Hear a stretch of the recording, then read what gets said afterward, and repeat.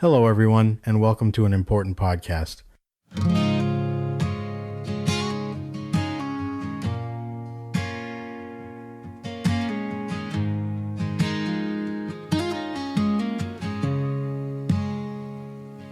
In the heart of town, where the stories unfold, Brentwood Joe's got a tale to be told. Grab your coffee and take a seat in the glow. Let's talk about the things we need to know. Is it a yard sale or a neighbor in need? I have been watching the school board meetings, and I have been somewhat dismayed at the complete lack of public turnout for these.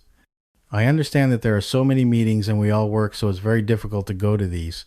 However, these are important meetings to keep up with, as the schools represent about 3/4 of our property tax burden.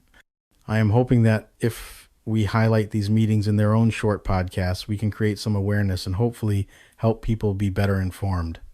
If something in the podcast interests you, all the meetings can be watched on YouTube, where you can get more in depth with them. We will start with this one, which is the SAU meeting from October 20th. As always, please hit us up with feedback. If you listen on YouTube, please like and follow. Thank you all. The meeting's opening set a curious tone. Leadership announced they'd delay votes until a quorum arrived, reasonable in itself, but the initial uncertainty and mid-agenda reshuffle, moving the budget hearing up once a quorum was present, made the night feel reactive rather than planned. That kind of procedural fumbling may be harmless sometimes, but it undercuts public confidence when major budget decisions and policy shifts are on the table. Boards should avoid last-minute agenda gymnastics. The public deserves a clear, predictable process for high-stakes items. The budget hearing. 0% increase headline. Shifting costs in the fine print, the SAU presented a 0% increase. SAU budget for fiscal year 27, a headline many will find reassuring, but the nuance matters. The zero overall change masks divergent impacts across member districts because assessments are weighted 50% average daily membership, ADM, and 50% equalized valuation, EV. That means some towns will see increases while others see decreases, a distributional outcome that wasn't stressed enough for public clarity. Most concerning was the approach to offsetting steep health insurance increases. Health trust rates arrived far higher than anticipated, 15.5% in SAU estimates, and the SAU responded by trimming supplies, equipment, and shaving the provision for retirement payouts this coming year. Let's be blunt. Reducing the retirement provision isn't eliminating the liability, it's postponing cost recognition. That's a budgetary sleight of hand intended to present a stable top line next year while pushing hard costs into future years or into district budgets. It's not necessarily irresponsible if managed transparently and with a clear multi-year plan, but the board needs to communicate explicitly how and when the deferred retirement obligations will be met and how districts will be protected from surprise spikes later. The district-level impact. Molly explained how the SAU's single-line budget embeds into each town's tax calculations. But the meeting didn't give lay listeners an easy way to see how their town could be affected. If you're a Brentwood or Newfields taxpayer, you deserve a simple example. Town A will see plus X%, Town B will see minus Y%, not just a promise that the total is zero. The administration promised the documentation would be posted, which is good, but proactive district-level modeling at the meeting would have been better governance. Grant accounting. Audit findings and positive corrective action. The fiscal year 2024 SAU audit turned up several procedural deficiencies. Grants previously tracked at the SAU level rather than at districts, missing semi-annual grant certifications, errors in maintenance of effort worksheets, missing signed vendor contracts, and a required policy adoption lag. That's not trivial. These are core compliance items tied to federal funding and internal controls. Credit where due. The SAU appears to have acted promptly, moving grants into district budgets, centralizing contract documentation, training staff, and adopting missing policy. Those are necessary fixes and demonstrate responsiveness, but the board should insist on a timeline and monitoring plan. Who verifies semi-annual certifications going forward? How will future audits be tracked? And can the SAU provide quarterly compliance updates until the controls are proven reliable? SIS controversy. Switching vendors versus fixing current problems. The SIS Student Information System discussion was striking. Alma has been problematic for 6 years, particularly around grading, transcripts, and reporting. The district formed a committee, used a rubric, and overwhelmingly recommended Infinite Campus. That's a sensible procurement process, inclusive, documented, and evidence-based. Still, the transition raises 2 concerns. First, implementation and training. The vendor's implementation fee is substantial.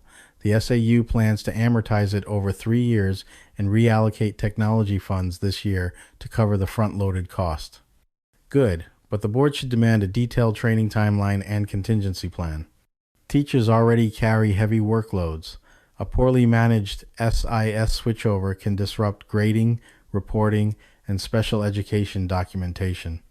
Second, the administration's apparent frustration with Alma fixes matters.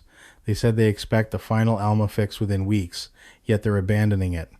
That's understandable, but the board should require a post-mortem. What went wrong with Alma implementation? Where responsibility lies? And what contractual lessons, service level agreements, SLA requirements, penalty clauses will be enforced with Infinite Campus to avoid repeating this cycle. The board approved moving forward with Infinite Campus. That's the pragmatic choice. But insist on contract transparency. Post the contract summary, timelines, deliverables, and training milestones publicly. Governance and workload assumptions. Staff contracts and the $35,000 professional learning line. A $35,000 professional learning line for the SAU leadership team prompted good questions. That bank covers conferences and training for 19 staffers who are not unionized. The board needs clarity on accountability and return on investment. How does attendance translate to measurable leadership improvements? The SAU argued some contracts implicitly include conference allowances. The board should codify expectations. Mandatory knowledge transfer after conferences, documented professional development plans, and tracking of outcomes linked to student or operational metrics. The Supreme Court decision and open enrollment fallout, this is probably the most consequential part of the meeting. A recent New Hampshire Supreme Court ruling clarified that districts cannot unilaterally avoid being a sending district. If a student chooses another district and that receiving district accepts them, the sending district must pay a minimum of 80% of the receiving district's tuition. That effectively upends prior local control assumptions about open enrollment, brings major fiscal uncertainty, and creates operational headaches around capacity, special education costs, and transportation. The SAU and boards are right to flag this as an immediate governance crisis. Key risks are fiscal exposure. Unexpected tuition bills could materially increase district expenditures, especially for special education placements where per-student costs can be high. Capacity and class size implications. Who enforces enrollment caps? If SEB 306 or the Department of Education sets capacity rules, local boards lose leverage to manage class size. Transportation and logistics. If a student can reach the receiving district's bus stop, the receiving district's routes could be strained. Driver shortages amplify the problem. Equity in gaming. Families with resources to transport students could create de facto selective enrollment patterns that disadvantage others. The administration's response, monitoring, legal interpretation, and legislative advocacy is appropriate, but the board should expect a detailed risk assessment and scenario planning. Specifically, request modeled fiscal exposures under plausible open enrollment flows and contingency budgets or reserve strategies to insulate taxpayers from sudden tuition obligations. Brentwood Joe's Town Hall podcast is produced and brought to you by Cryout Media Creations, your go-to team for AI audio and video magic. From promotional spots to custom voiceovers, marketing, and entertainment, we make your ideas come alive. Visit cryoutmediacreations.com and tell us about your vision. Legislative workload and uncertainty. Administrators flagged roughly 130 legislative service requests that could affect education, finance, and structure, including proposals to study or change SAU organization. That volume of potential change argues strongly for robust legislative tracking and advocacy. The SAU's role here is critical. Board members need timely briefings, clear policy positions, and a lobbying communication strategy so towns aren't blindsided mid-budget season. Public input and community engagement. Insufficient outreach. There was no public comment at the meeting, not atypical, but it's worth noting the board gave only perfunctory invitations for public input and shuffled agenda items. When budgets, audits, and structural changes are discussed, the SAU should proactively reach out, town-by-town budget information sessions, clear FAQ documents on open enrollment impacts, and SIS training roadmaps for parents. Silence or limited outreach breeds suspicion. Several moments in the meeting revealed frustration and candid remarks. The Alma problems, the bribing joke about retirement timing, and the annoyed asides about legislative confusion. Those candid comments are human and useful, but leadership should convert irritation into accountability, set deadlines, assign owners, publish status updates, and report back publicly at the next joint board meeting. Boards build trust through consistent follow-through. The SAU staff are doing necessary hard work, correcting audit findings, pursuing a better SIS, and trying to mitigate health insurance shocks. But the meeting exposed 3 structural weaknesses that the joint board must address. 1. Financial transparency and multi-year planning. Require a clear multi-year fiscal plan that shows the retirement liability scheduling, the health insurance exposure under multiple scenarios, and district-level impacts of the SAU budget. Publish town-by-town model outputs. 2. Convert the SAU's corrective actions into a short public dashboard, compliance item, responsible owner, target completion date, and status updates. Make semi-annual grant certification results visible to the board. 3. Open enrollment contingency planning, demand scenario analyses for tuition billing under multiple enrollment patterns, a strategy for managing special education obligations, and a transportation plan. Coordinate with neighboring districts and legislative allies immediately.